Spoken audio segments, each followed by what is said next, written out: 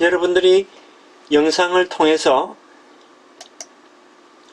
보셔서 잘 아시겠지만은 이집트의 풍토는 건조와 섭연의 아주 기이한 이중적 성격을 띠고 있습니다. 이곳은 비가 매우 적습니다. 카이로의 강수량은 한국의 7분의 1 정도입니다. 1년 내내 비교적 건조하고 비가 내린다 해도 가을에서 봄 사이에 안개비가 흩뿌리는 정도입니다. 공기도 매우 건조합니다. 이러한 기후에서는 집약 농경이 어려운 대신에 목초지가 형성되기 쉽습니다. 따라서 이런 기후 조건에 가장 널리 퍼진 전통 생활 방식은 가축들을 기르는 목축업입니다. 건조한 스텝과 사막지대 여기저기 흩어져 있던 오아시스 지역에서 이루어지는 소규모의 농경도 곡물에 주로 의존하기보다는 대추야자라든지 아니면 올리브처럼 기온이 높고 일조량이 많은 지역의 과수재배가 주종을 이루게 됩니다. 이렇게 목축, 그 중에서도 불규칙한 강수량에 따라 풀이 나는 곳을 찾아 이동하는 유목과 일부 오아시스 농업에 의존하는 사람들은 필요한 식량을 안정적으로 확보하는 데 어려움을 겪을 수밖에 없습니다. 안정적인 식량은 물을 지속적으로 공급해주는 하천을 확보한 한정된 곳에서 집중적으로 생산되고 있었습니다. 유목민들은 우유와 치즈, 고기 등을 주식으로 하면서 비교적 장거리 이동을 합니다. 건조하고 온도가 높은 기후에 잘 적응하는 양과 염소가 가축대의 대부분을 구성하게 되고 이들의 이동을 보조해주는 말과 낙타 등이 또한 주요 운송수단이었습니다. 유목민들에게는 기동성이 무엇보다 중요합니다. 그들은 고정된 가옥을 가지고 있지 않는 대신에 텐트를 설치하고 또 거듭며 이동하는 가운데 자신들의 활동 반경에 대해서 나름대로 영토성을 확보하는 것을 중요시했습니다. 어쩌다가 비가 내리지 않는 시기가 계속돼서 목초지가 마르고 가축들이 쓰러지기 시작하면 유목민 집단들은 물과 식량을 찾아 다투는 일이 빈번했습니다. 급기야는 지나가는 대상들과 농경민들의 지역을 약탈하기도 했는데 그것은 그리 드문 일이 아니었습니다.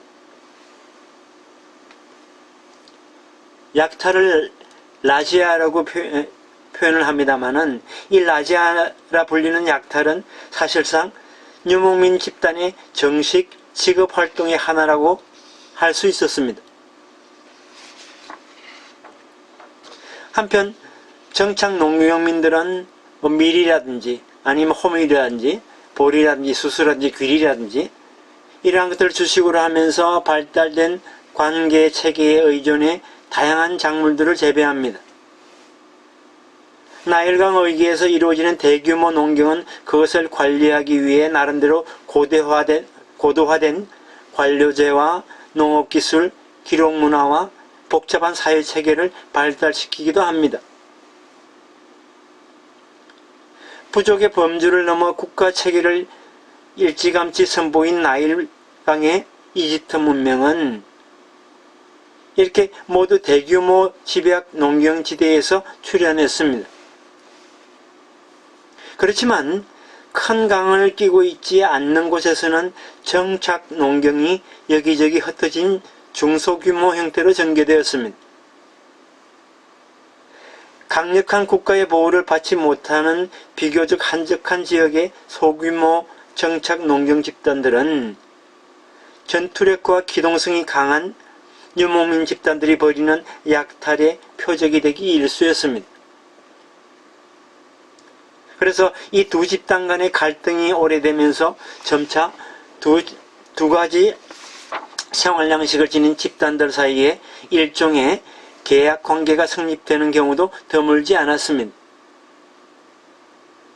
즉 어차피 유목민 집단의 강력한 기동성과 전투력 앞에서 힘을 쓰기 어려웠던 농경민들은 자신들이 제공할 수 있는 안정된 식량 자원을 매개로 특정 유목민 집단들과 협약을 맺기 시작했습니다. 농경민들은 곡물과 기타 농경의 산물들을 제공하는 대신에 유목민들은 농경민들에게 다른 유목민 집단으로부터 공격을 막아주며 목축 활동의 산물들을 곡물과 좋은 조건에 교환할 수 있는 호혜적인 협약들이 이루어진 것입니다. 이렇게 해서 유목민과 정착 농경민 사이의 갈등 혹은 상호 보완의 역사가 그 틀을 갖추게 됩니다. 그런데 자연에 대한 저항이 가장 현저하게 드러나는 것은 그 생산 양식입니다. 즉 사막의 유목입니다. 인간은 사막의 혜택을 기다리지 않고 능동적으로 자연 안으로 공격해 들어가 자연으로부터 약간의 획득물을 빼앗아 가집니다. 이러한 자연에 대한 저항은 곧바로 다른 인간 세계에 대한 저항과 결부됩니다. 자연과의 싸움의 다른 절반은 인간과의 싸움입니다. 이러한 전투적 생활 양식은 멀리 고대에서 이슬람 시대에 이르기까지 언제나 사막 인간의 특성이었습니다. 아라비아 반도에 사는 여러 종족은 창세기의 명명에 따라 셈족으로 불리지만은 이를 포괄하는 아라비아인, 헤브라이인, 페니키아인, 아르메니아인 등은 그 성격과 정신적 특성이 공통적이고 언어도 매우 유사합니다. 그래서 이 셈족의 모든 정신적 특징, 사고방식, 종교, 국가적 제도 등은 모두 사막민족의 생활 조건에서 설명됩니다. 이것은 전투적 생활 양식입니다. 그래서 먼저 사회 조직으로서 부족이 그렇습니다.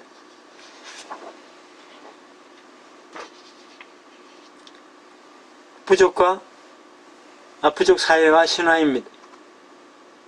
부족은 기원전 1000년의 고대에서 현대 아라비아의 베두인에 이르기까지 사막에서 공동사회의 형식으로 존속해 왔습니다. 이것은 단지 원시적인 것만이 아니고 아라비아의 토지와 밀집하게 관련이 됩니다. 그 형식을 보면 부족의 공동사회는 동일한 조상에서 나온 혈족이라는 이념으로 결합되었습니다. 중동이나 북아프리카의 사회는 어느 곳보다도 혈연적 집단주의가 강한 지역이자 남성 중심의 가부장제가 강력한 위력을 떨치는 지역으로 알려져 있습니다. 여기서 한 사람의 남자, 즉 싸울 수 있는 이 남자는 풍습이라든지 아니면 도덕, 법률 등을 고유한 규정과 밀접하게 결합되어 공동생활을 영위합니다. 내용을 보면 이는 방위단체입니다. 혈족의 일원이 위험에 빠지면 구하고 방어하거나 복수하는 것이 단체 구성원의 의무입니다. 인간은 이 상호 의무에 의해서 결합되며 이 결합에 의해서 단체의 이익 곧 개인의 이익이 방위됩니다. 단체의 소유에 해당하는 근본 조건이 되는 초원과 샘물은 다른 부족과의 전쟁에서 얻은 것입니다. 이런 부족 생활은 자연과 인간에 대한 저항을 반영합니다. 인간은 개별자로서만 살아갈 수 없습니다. 부족의 전체성이 개별적인 삶을 가능하게 합니다. 따라서 전체에 대한 충실, 전체 의지에 대한 복종은 사막의 인간에게 불가결합니다. 이와 더불어 전체적인 행동은 개별자로서의 인간의 운명을 좌우합니다. 부족의 패배는 개인의 죽음입니다. 따라서 전체에 속한 각 구성원은 자신의 힘과 용기를 최대한 발휘하지 않으면 안 됩니다. 감정의 온화함을 발휘할 틈이 없는 지속적인 의지의 긴장, 곧 전투적 태도가 사막의 인간에게는 불가결합니다. 사막의 인간은 복종적, 전투적이라는 이중의 성격을 띱니다. 이것은 인간의 구조에 있어 특수성이고 또 인간의 전체성이 가장 강하게 나타나는 하나의 양식입니다. 사막의 인간은 이처럼 사회적, 역사적으로 특수한 성격을 형성합니다. 여기서 사막은 사회적, 역사적 현실이지 단순한 땅이 아닙니다. 그래서 인간은 단순한 땅으로서의 사막을 공간적 의미에서 지나칠 수 있어도 사회적, 역사적 현실로서의 사막을 같은 의미에서 지나칠 수는 없습니다. 이것을 지나치려면 사회적, 역사적으로 다른 것으로의 발전을 요구합니다. 그러한 이런 발전에서도 인간은 과거를 버리고 지나치지 못하고 보존합니다. 설사 사막의 인간이 물이 풍부한 토지에 정착해서 농업적 인간으로 바뀐다 해도 어디까지나 이것은 사막의 인간의 발전이지 다른 것이 아닙니다. 사막적인 인간의 세계 지배는 현대에도 살아있는 세계 종교를 살펴보면 분명해집니다. 인도에서 생긴 불교를 제외하고 그리스도교, 유대교, 이슬람교 등은 모두 사막의 인간에게서 나왔습니다. 특히 이슬람의 가부장제 원칙은 강력합니다. 사막 풍토에서 가족은 선조 이후의 혈통을 이어온 한 전통적인 존재로서 파악됩니다. 그래서 성경 속의 이야기를 보게 되면은 처녀에게서 태어난 예수조차도 아브라함의 자손이요 다윗의 자손입니다. 그러나 사막 풍토에서의 존재 방식은 이 가족의 우위를 오히려 부족에게 양도하였습니다. 유목 생활에 다니는 부족이지 가족이 아닙니다. 부족의 단결이라는 엄밀한 제약 아래서는 가족 생활 공동체의 의미가 약화됩니다. 그래서 이러한 부족 중심의 사회 조직과 정체성 의식은 부족들 간에 뭉치는 것을 원하는 반면에 국가 조직에 들어가는 것을 싫어하는 경향을 낳기도 했습니다.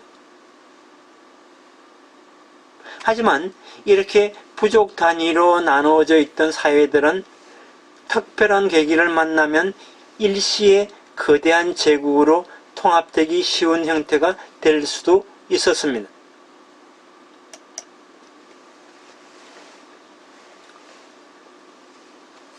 중동 지역 사람들 사이에는 사촌과의 결혼을 선호하는 풍습이 널리 퍼져 있습니다.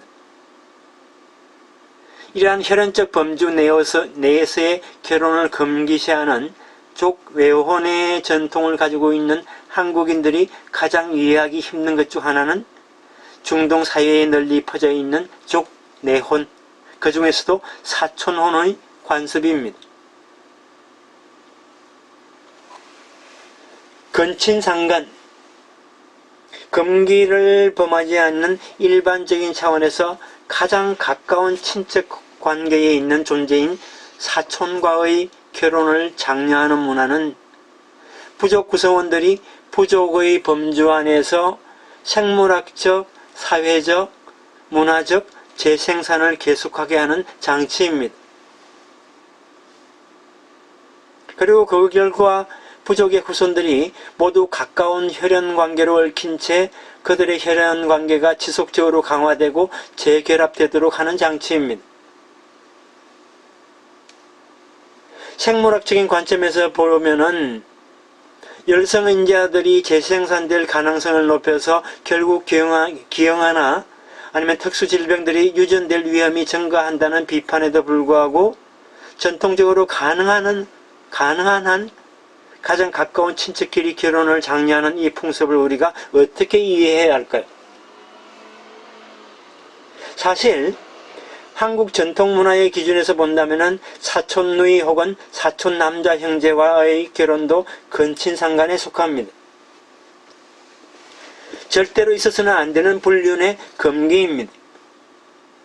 하지만 중동이나 북아프리카에서는 그와 정반대의 기준이 작용합니다.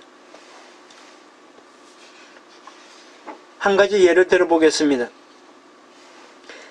한 남자가 결혼 적령기가 되어 신부감을 찾습니다. 그러나 우연히 자신의 집에서 제법 떨어진 먼 동네에서 일을 하다가 그 동네에 사는 여자를 보고 호감을 느꼈을 수 있습니다. 둘은 대화를 나누게 되고 두 사람이 차츰 사랑의 감정에 빠집니다. 그리고 결혼을 약속한 남자는 자신의 부모가 사는 고향 집에 가서 부모의 허락을 요청합니다. 이 아가씨는 마음씨도 착하고요. 아름다워요. 좋은 교육도 받았고요.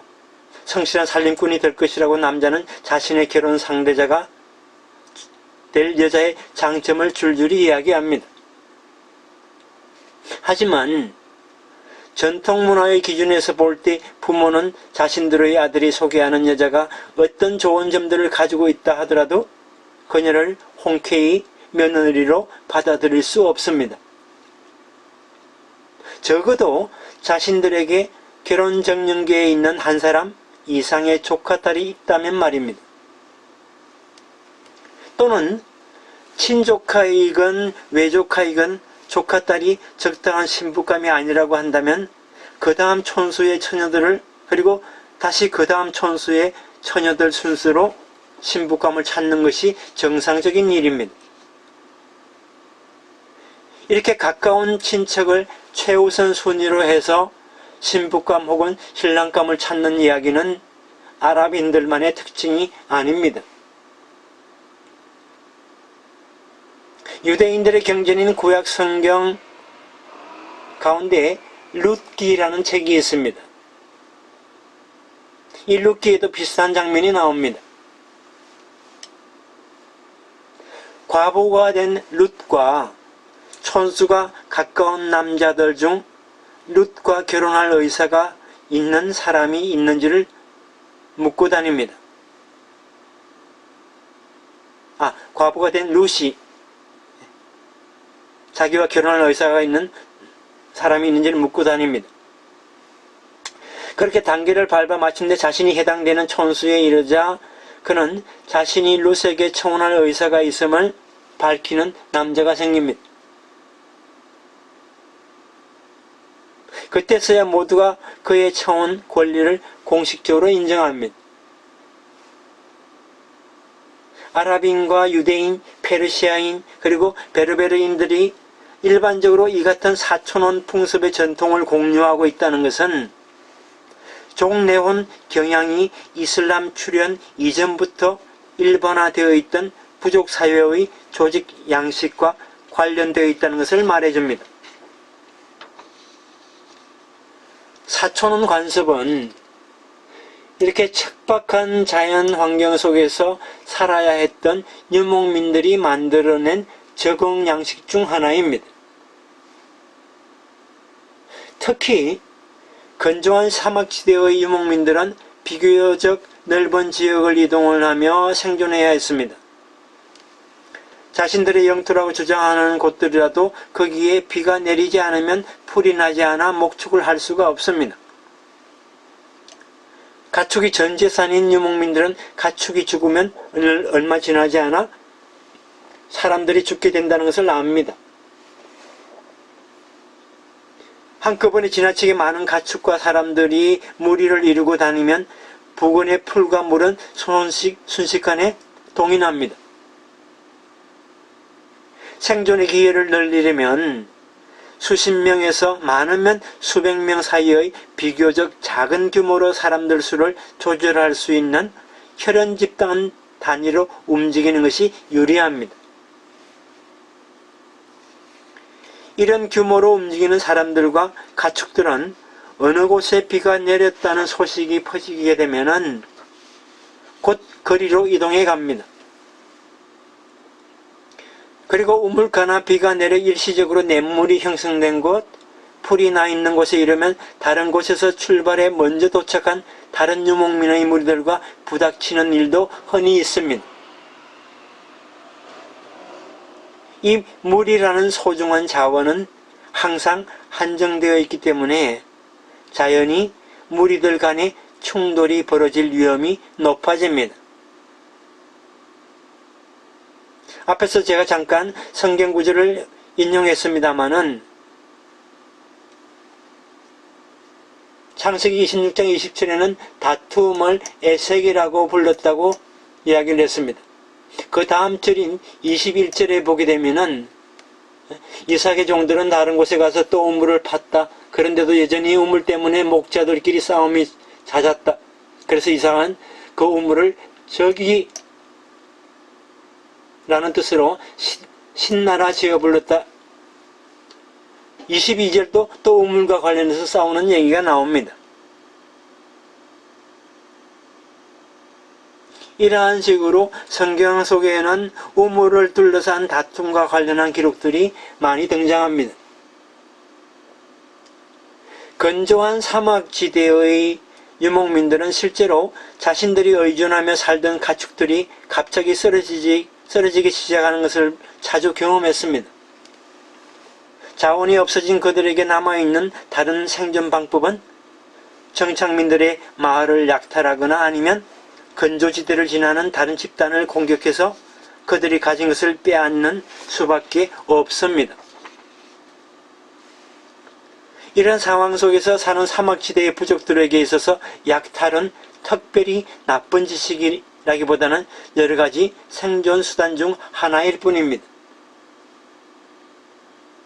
그렇게 본다면은 생계자원 자체의 유동성이 큰 유목민 집단의 생존 가능성은 자기 방어와 필요시 다른 집단을 공격할 수 있는 전투력에 의존하는 정도가 큽니다.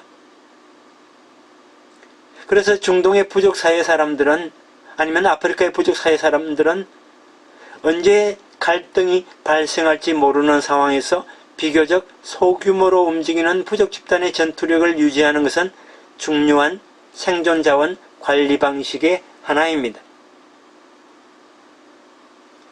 전투를 하는데 동원될 수 있는 전투 구성원은 남성들입니다.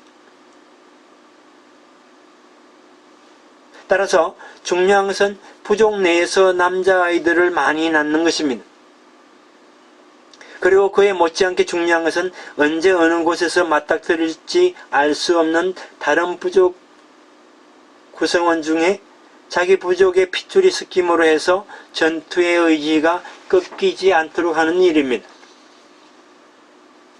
따라서 자기 부족의 딸이 다른 부족으로 시집을 가서 아들을 낳아 그 부족의 전투원이 되게 할 가능성을 원천적으로 봉쇄하는 일이 중요합니다. 그에 못지않게 중요한 것은 대가족 집단의 자원관리 문제입니다. 장자 상속제가 아니라 아들들 간의 균등한 재산 상속을 하는 이 지역의 풍습을 그대로 적용할 경우에 그렇게 계속 재산을 나누면서 세대가 두셋만 내려가도 한 사람이 먹고 살 근거가 되는 가축과 땅의 규모는 형편없이 줄어들게 됩니다. 즉 생존이 불가능하게 됩니다. 그것을 막을 수 있는 방법은 출산 조절을 하든지 아니면 근친 간의 결혼을 통해서 상속재산이 흩어지지 않도록 하는 것입니다. 친가와 외가를 따지지 않고 사촌끼리의 결혼을 최우선의 조건으로 하는 결혼 풍습은 결국 척박한 환경 속에서 언제 있을지 모르는 갈등의 상황에 대비해서 그리고 일상적인 자원의 혈연 집단 내 관리를 통해 결국 유목민들의 부족 집단을 재생산하고 유지시키는 중요한 기제로 작용하는 셈입니다.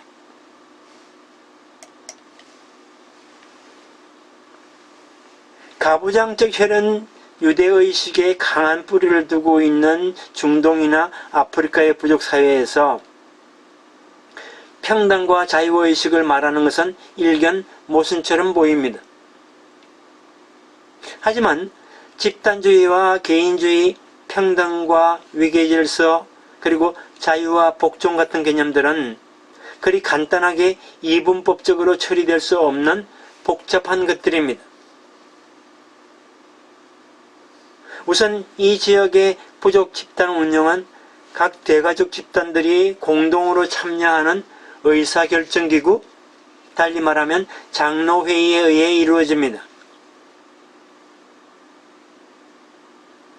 특히 유목민 부족의 경우 한 부족 집단의 규모가 그리 크지 않기 때문에 상대적으로 각 가족 집단의 목소리는 그만큼 크고 중요합니다. 장로회의와 같은 의사결정기구는 대체로 만장일치제에 의해 사안을 결정합니다. 돌아가면서 모든 가족 대표들의 의견을 청취한 다음 다시 의견을 좁혀 모두가 합의할 수 있는 지점에 도달하도록 노력합니다. 부족 집단은 때로 여럿이 함께 부족연맹체를 결성하기도 합니다. 주로 보다 강력한 공동의 적에 대처할 필요가 있을 때 그런 연맹체가 결성되게 되는데, 연맹체가 지속되면 전통적인 우방의 관계가 만들어집니다. 그렇지만 같은 부족 연맹체에 속한 부족들끼리라도 보다 국지적 맥락에서는 언제든지 치열한 전투를 벌일 수 있는 경쟁 상대가 될 수 있습니다. 이 같은 부족 사회의 각 단위들 간의 대립과 결합의 관계를 잘 표현하는 전통적인 문구가 있습니다. 지금 파란색으로 제가 인용을 해놓은 이 부분입니다. 내 형제는 나의 적이다. 하지만 나의 사촌이 적일 때 나와 내 형제는 동맹자다. 내 사촌의 사촌을 적으로 만날 때 나와 내 형제와 내 사촌은 다시 함께 뭉치는 동맹자들이 된다. 이러한 조직 원리에 따르면 각 가족 집단은 결국 항상 독립적인 동맹활동의 자유를 확보하게 되고 보다 큰 범위의 집단 차원에서 수직적으로 형성되는 일관된 위계가 성립되기 어렵습니다. 그것은 비교적 작은 규모의 집단을 유지하며 이리저리로 떠도는 유목 생활을 통해 목축을 해온 유목민 부족들에게 있어 중요한 생존 기술의 하나로 마련된 문화장치이기도 합니다.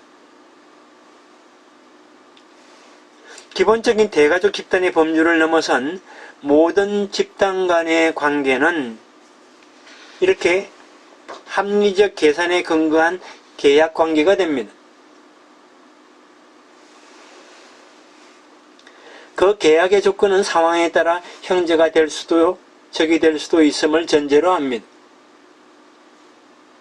이러한 사회조직 방식은 결국 대규모의 인구가 중앙 집권적인 권력의 권위에 스스로 복종하는 안정적인 단위체를 구성하는 데 어려움을 겪을 수 있습니다.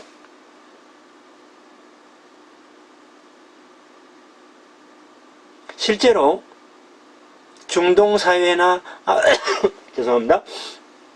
아프리카 사회 전역에서는 중앙 집권적 국민국가가 안정적으로 정착하는 데 어려움을 겪어왔습니다. 그 결과 이 지역의 국가 권력들은 현재 부족 연맹체들의 합의를 바탕으로 한 왕정이나 아니면 다분히 억압적이고 권위주의적인 독재 권력 형태를 띠는 것들이 다수를 이룹니다. 부족 단위를 넘어선 국민국가의 소속의식이 전통적으로 약할 수밖에 없으며 부족들의 자유로운 이동을 가로막는 국경선의 성립은 많은 부족들의 생활 양식이 계속될 수 없도록 차단하는 새로운 억압으로 해석됩니다. 이와 이 같은 끊임없는 자유애의 갈증, 철저한 세속적 이해 계산에 의한 동맹관계의 이합 집산 방식을 넘어서 이곳 주민들을 일시에 하나로 묶어줄 수 있는 것은 세속적 권력을 초월하는 절대적인 유일신에 대한 신앙적 차원뿐이라고 할 수 있습니다.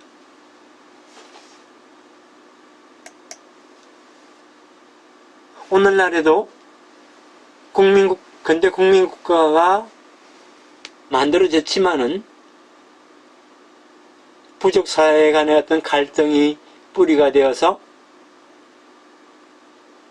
자주 약탈하고 전쟁을 일으키는 사막지역의 사례는 사진과 같은 사막지역의 사례는 얼마든지 찾아볼 수 있습니다.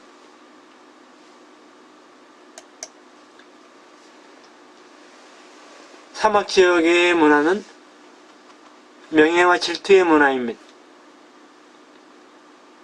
부족사회의 전통이 깊숙이 배어있는 중동이나 북아프리카 사회에서 일어나는 여러가지 사건들을 해석하는 데 있어서 중요한 중구가 되는 개념으로 크게 한 3가지가 있습니다. 명예, 자존심, 질투의 개념입니다. 물론 명예, 자존심, 질투 등은 어느 문화권에서나 발견되는 인간들의 보편적인 감정 상태들이기도 합니다. 하지만 중동이나 북아프리카의 부족 문화적 맥락 속에서 이 단어들은 특별한 의미를 갖게 됩니다. 대가족 혹은 부족 집단 간의 무력 충돌이 잦았던游牧민족 전통 속에서 명예의 개념은 영토에 대한 방어와 복수 개념을 수반합니다. 복수, 리벤지를 얘기합니다. 척박한 환경 속에서 생존해야 했던 부족의 구성원들은 항상 불안정할 수밖에 없는 목초지와 물을 다투는 갈등에 대비해 자신들의 전투력이 자신들뿐만 아니라 이웃 부족들에게까지도 증명될 필요가 있었습니다. 그래야 그들이 함부로 건드릴 수 없는 녹록지 않은 부족으로 인식되고 비교적 평화롭게 목축을 할 수 있었습니다. 설령 어쩔 수 없이 자신들의 가축대나 캠프장이 공격을 당하더라도 반드시 더 가혹한 응징을 해야만 다시 공격받을 가능성을 줄일 수 있는 것이기에 먼저 타협을 제의하는 것은 곧 독자적 생존을 포기하고 상대방의 지배권을 인정하는 것을 뜻했습니다. 각 부족 집단이 독립적인 단위를 이루어 살아가는 이들에게 있어서 그것은 죽음보다 못한 지옥을 의미합니다. 한 가지 사례를 들어보겠습니다. 한 부족 집단의 남자가 장날에 모스크가 있는 도시에서 장을 보고 오다가 다른 이웃 부족 집단 남자의 공격을 받아 물건을 빼앗기고 목숨을 잃는 사고가 발생했습니다. 전통적인 맥락에서 볼 때 공격을 당하는 부족 구성원들이 가장 먼저 해야 할 일은 제3의 권력기구나 재판소에 고발하는 것이 아니라 직접 자신들의 손으로 가해자를 응징하는 것입니다. 제3의 기관 혹은 재판소의 재판 요청 자체가 나약함을 보여주는 증거로 인식되기 때문입니다. 그래서 피해자의 부족 집단 구성원, 가능하면 가장 가까운 가족의 구성원이 기회를 봐서 가해자 당사자나 그와 가까운 가족 구성원을 공격해서 살해하는 것이 가족 구성원으로서 해야 할 신성한 의무입니다. 눈에는 눈, 이에는 이, eye on eye, tooth for tooth 라는 이런 응징의 원칙은 여기에서 나옵니다. 복수의 피를 흘리게 한 이전 피해자의 가족은 복수를 한 뒤에 자신의 모습을 숨기지 않습니다.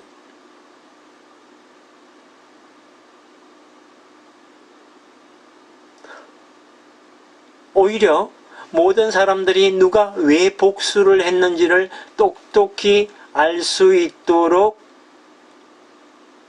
높은 곳에 올라가 큰 소리로 자신의 복수 사실을 알림으로써 자기 대가족 집단 혹은 부족 집단을 아무도 우습게 보지 못하도록 바꿔 말해서 그 명예를 회복해야 하도록 해야 합니다. 그러면 새롭게 복수를 당한 집단에서는 자신들의 잘못을 뉘우치고 화해를 청하는 것이 아닙니다. 화해를 청하는 것은 힘이 없고 굴욕을 받아들이겠다는 것을 공표하는 것이나 마찬가지입니다.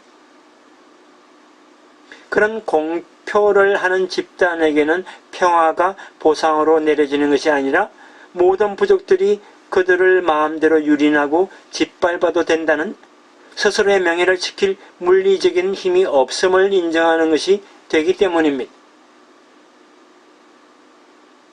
그렇게 본다면 여기에서의 명예는 개인적이거나 형이상학적인 개념이 아니라 구체적이고 현실적인 생존의 조건이기도 한 셈입니다.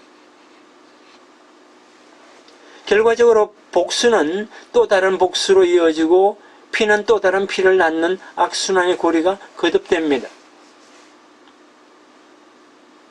1980년대 내내 지루하게 계속된 레바논 내전이 각 집단 민병대들 간의 끊임없는 복수와 복수의 거듭으로 이어져서 당사자들 스스로에 의한 평화협정이 이루어지지 못하고 결국 어떻게 했습니까? 이웃나라인 시리아 군대의 진주를 통해서만 해결될 수 있었다는 것은 이러한 문화적 맥락 속에서 이해할 수 있습니다.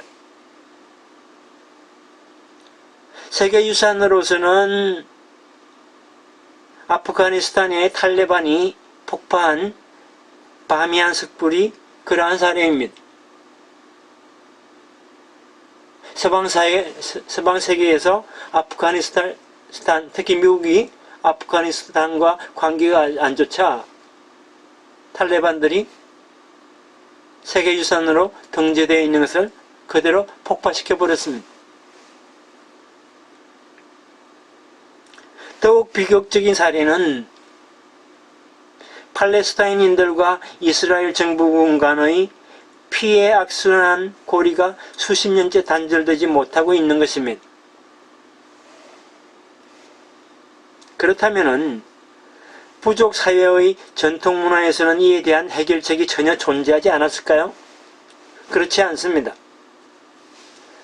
세속적인 계산과 물리적인 힘에만 의존해서 이루어지던 부족 집단 간의 갈등과 동맹을 넘어설 수 있는 초월적 권위의 개입이 있습니다. 그것은 바로 세속을 넘어서는 초월적 신성성, 즉 종교적 권위를 지닌 존재의 개입을 통해서입니다. 중동이나 북아프리카를 포함한 지중해 일대에서 이 역할을 담당한 존재는 부족 생활의 일상에서 어느 정도 이탈해 있는 중립적인 존재, 부족 체계의 언저리 혹은 바깥에 머무는 경계인과 같은 존재로서의 성인, 세인트 혹은 신비주의적 종교가입니다. 이들 성인의 중재 활동은 성인 스스로의 자발적인 개입에 의해 이루어지기도 하고 때로는 복수의 악순환 고리에서 벗어나기를 희망하는 갈등의 양 주체가 각각 성인을 접촉해서 그 의사를 전달함으로써 갈등 당사자들 간에 직접 화평을 요청하는, 즉 굴욕과 패배를 피하도록 하는 장치이기도 했습니다. 이 같은 자존심과 명예, 복수와 중재의 문화적 전통은 이제 20세기 중반 이래 일반화된 중앙집권적 국가의 성립과 함께 급속히 사라지고는 있습니다마는 그러나 아직 많이 남아 있습니다.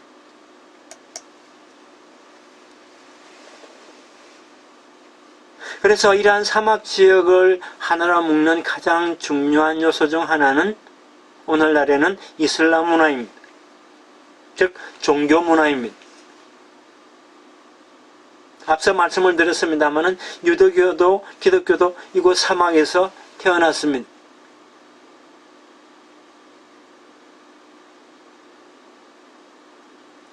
(1980년대) 레바논 내전도 어떻게 보면 이슬람과 기독교계의 집단 간의 권력 투쟁입니다. 과거 이집트의 신들 오시리스라든지 이시스라든지 라세트, 바알, 암몬 등 그 이후에 조로아스트교, 토테미즘 등 다양한 신앙의 전통이 혼재해 있었습니다. 그러다가 유대교가 생기고 기독교가 생기고 이슬람이 생겼습니다. 특히 이슬람 종교는 11세기에 중동을 대표하는 종교로 자리매김되었습니다. 우리가 흔히 아랍이라고 할 경우에는 이 사막지대에서 유목생활을 하는 사막의 유목민을 뜻합니다.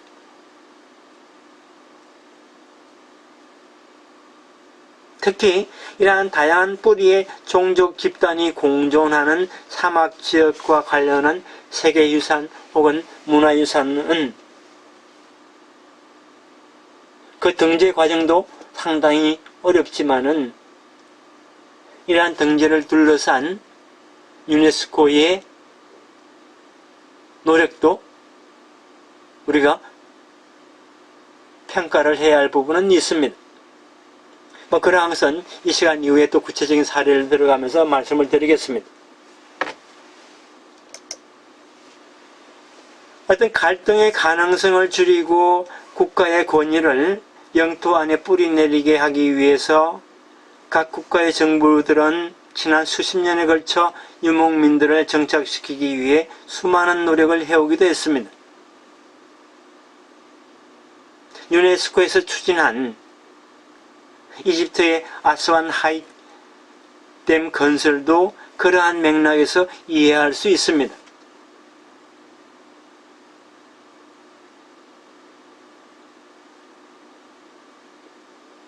누비아 유적 구제 캠페인이라 불리는 이 37개국이 참가한 그 당시에 최첨단 기술이 동원된 아부신벨 신전을 구하는 그 프로젝트와 관련한 영상을 제가 이렇게 친절하게 링크로 걸어놨습니다.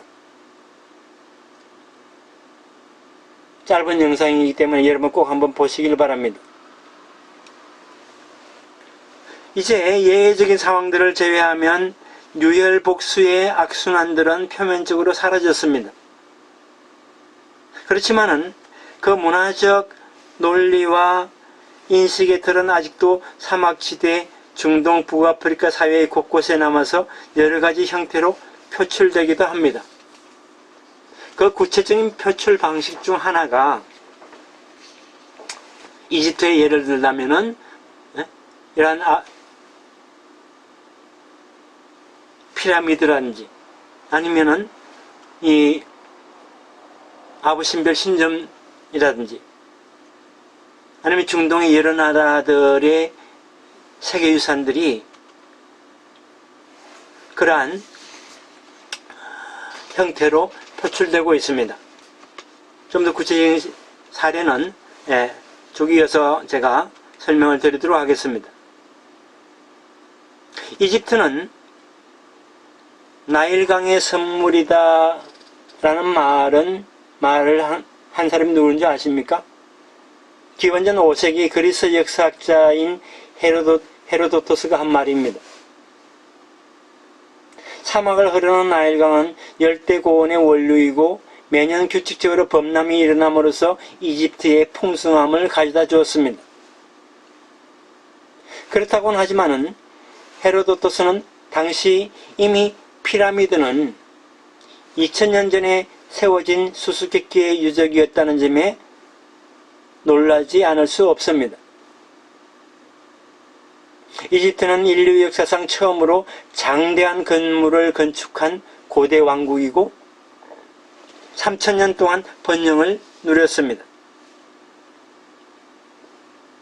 이번 강의는 여기서 마치겠습니다.